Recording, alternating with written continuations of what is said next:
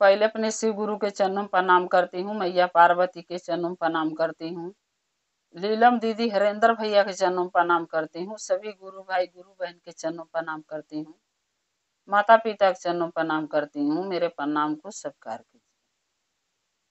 गुरु भाई गुरु बहन कथा सुनाने जा रही, कृपा करके कथा को ध्यान से सुनिएगा। ध्यान से सुनने से ज्ञान मिलता है। आधी अधूरी कथा नहीं सुनना चाहिए, क्योंकि शिव गुरु का अपमान होता है। पूरा कथा सुनने से कथा के रहस्य के बारे में पता चलता है, कथा में क्या बताया गया उसका भी ज्ञान मिलता है। इसलिए कथा को हमेशा पूरा सुनना चाहिए ताकि ज्ञान मिल सके।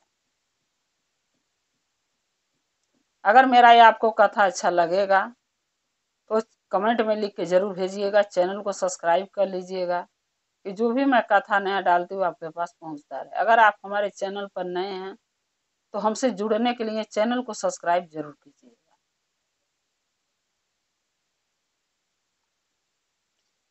एक गांव में एक ग्वाले का लड़का रहता था। वो ग्वाले का लड़का जो था गैया चराता था। गैया चराता था, जहां गैया के चराता था वहां एक मंदिर था। उस मंदिर में एक पुजारी रहते थे। वो पुजारी महादेव के पूजा करते थे। खाली इतने बोलते थे, नमः शिवाय नमः शिवाय नमः शिवाय। यानी वो पुजारी सुबह शाम नमः शिवाय का जाप करते थे। जब वो लड़का गैया लेके जाता था तो उसको ये आवाज सुनाई देती थी। वो क्या करता था ग्वाले का लड़का कि गैया को छोड़ देता था चरने के, और वो मंदिर में पुजारी के पास पहुंच जाता था। महादेव का भक्ति उसको खींच लेता था। पुजारी के पास मंदिर में महादेव के चला जाता था, और पुजारी तो अपने आंख बंद करके नमः शिवाय जाप करते थे। अब वो जो लड़का था ग्वाले के, वो भी पुजारी के साथ बैठ के नमः शिवाय करता था। जब पुजारी नमः शिवाय के जाप बंद करते थे, तब देखते थे वो लड़का ग्वाले के उनके पजरे बैठा मिलता था प्रतिदिन, रोज दिन। एक दिन ने पुजारी ने उस लड़के से पूछा कि तुम्हें हमारे साथ बैठ के नमः शिवाय जाप महादेव का क्यों करते हो? वो लड़का ने पुजारी से बोला कि आप क्यों करते हैं नमः शिवाय जाप? पुजारी ने बोला, सवाल मैं तुमसे किया हूं तो तुम मुझसे सवाल कर रहे हो? लड़का बोला, हाँ, क्योंकि आप अगर उत्तर देंगे तो शायद हमें भी पता चल जाए कि क्या आपको मैं बोलूं। पुजारी ने बोला कि मैं इसलिए करता हूं कि महादेव के ये नमः शिवाय का नमन होता है। जो इंसान करता है महादेव उस पर बहुत खुश रहते हैं। सो पूजा करने के बाद नमः शिवाय के प्रणाम महादेव का करना चाहिए, जो मैं करता हूं, ताकि महादेव का भक्ति में पा सकूं, महादेव हम पर दया करें। वो लड़का बोला, बस यही काम मैं भी करना चाहता हूं। मैं इसलिए जब भी आप नमः शिवाय करते हैं और जब मैं गैया लेके आता हूं तो मेरा मन नहीं कहीं लगता, तो सो मैं भाग के आपके पास मंदिर में चला आता हूं और आपके साथ बैठ के नमः शिवाय करने लगता हूं। पुजारी ने बोला, क्या तुम्हारे माँ बाप ये बात जानते हैं? लड़का बोला, नहीं, मेरे माँ बाप ये बातें नहीं जानते हैं। असाई तो लोग समझ भी नहीं पाएंगे, क्योंकि हमारे घर में कोई महादेव का पुजारी नहीं है, भक्त नहीं है। शायद उनको ये बात समझ में नहीं आए कि मैं क्या करना चाहता हूँ और क्या नहीं करना चाहता हूँ, इसलिए मैं उनको बताता नहीं हूँ। पुजारी बोले कि अगर तुम्हारे माँ बाप के पता चल जाएगा तो तुम्हें मंदिर में आने नहीं देंगे, क्योंकि एक ग्वाले का लड़का अगर मंदिर में आके महादेव का पूजा पाठ करने लगेगा तो वो घर का काम कौन करेगा? क्योंकि बहुत काम होता है ग्वाले के घर पे।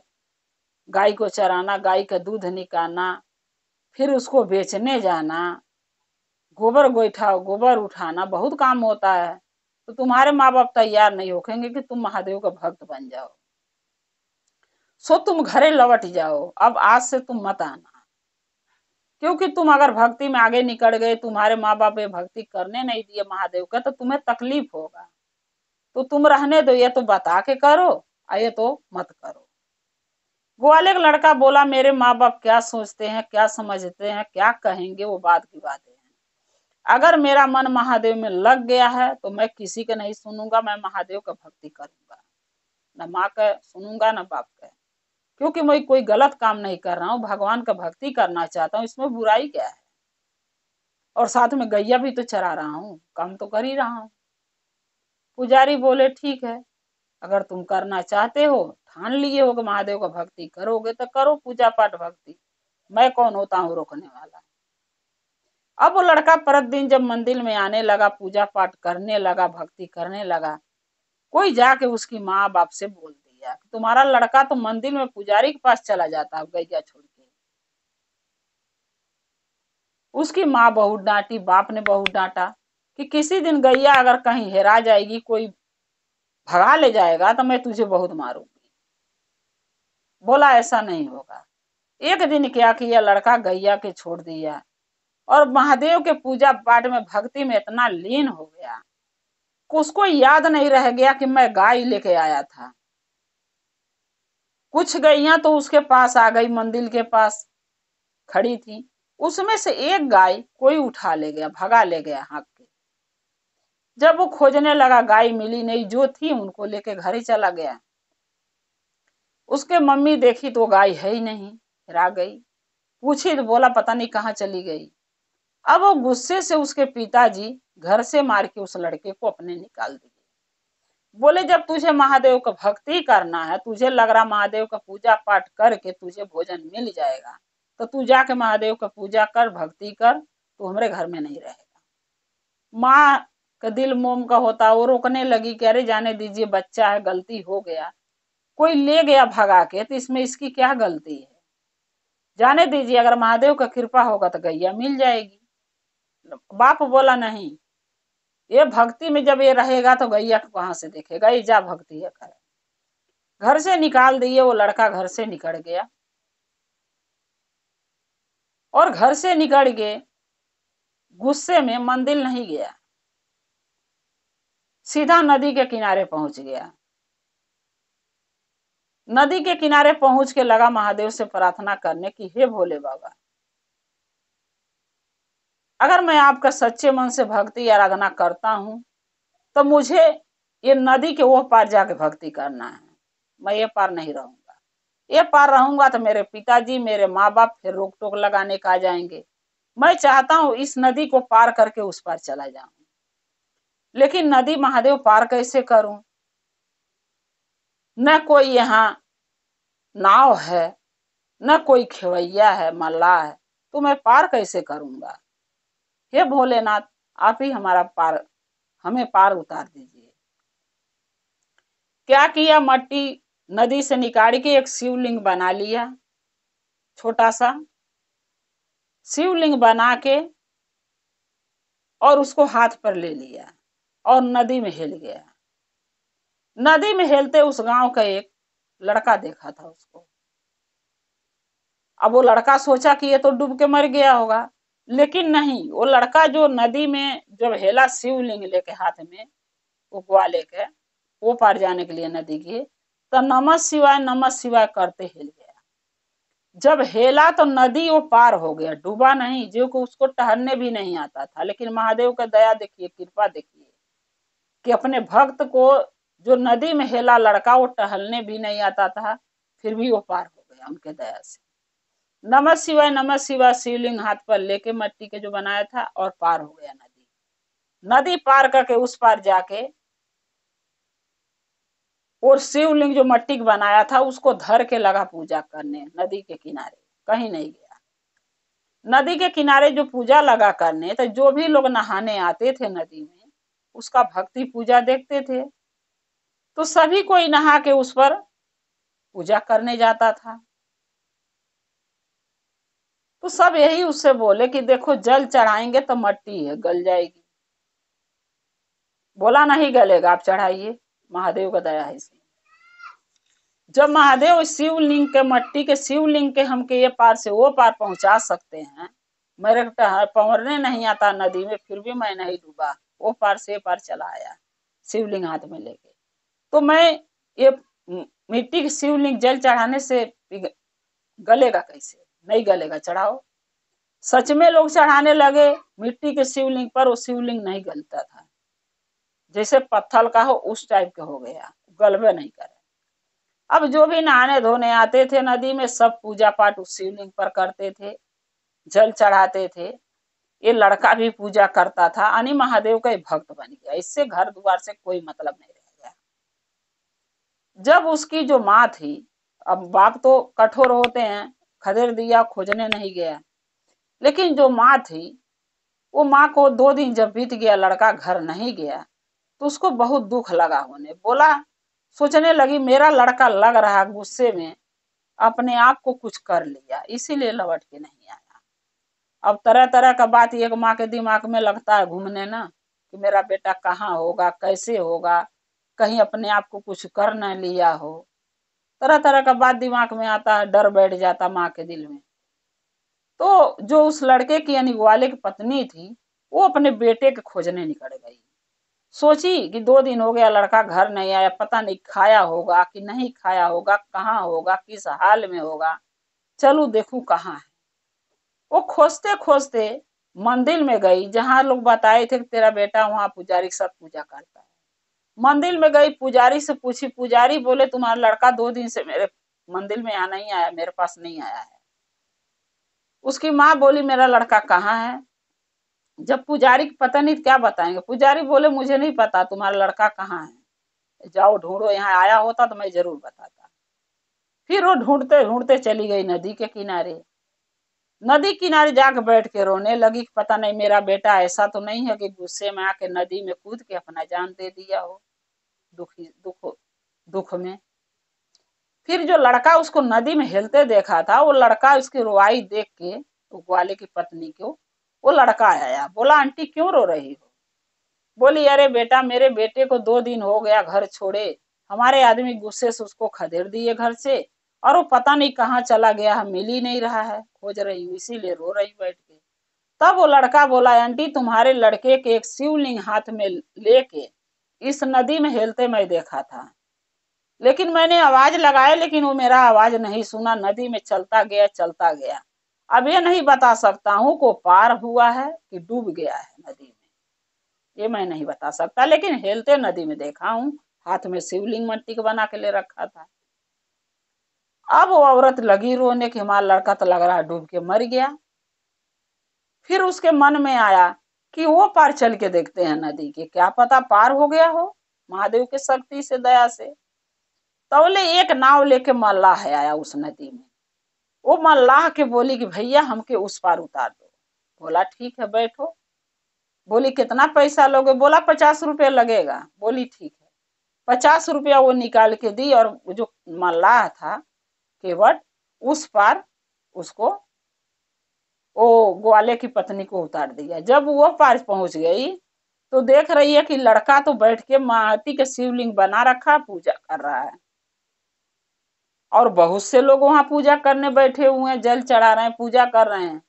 अब जब ये देखी तो इसको बहुत गुस्सा लगा कि ये 2 दिन से घर छोड़ के चला आया और यहाँ आके आराम से पूजा महादेव का कर रहा है, और हम वहां घर में रो रो के परेशान है कि मेरा बेटा कहाँ होगा, किस हालत में होगा।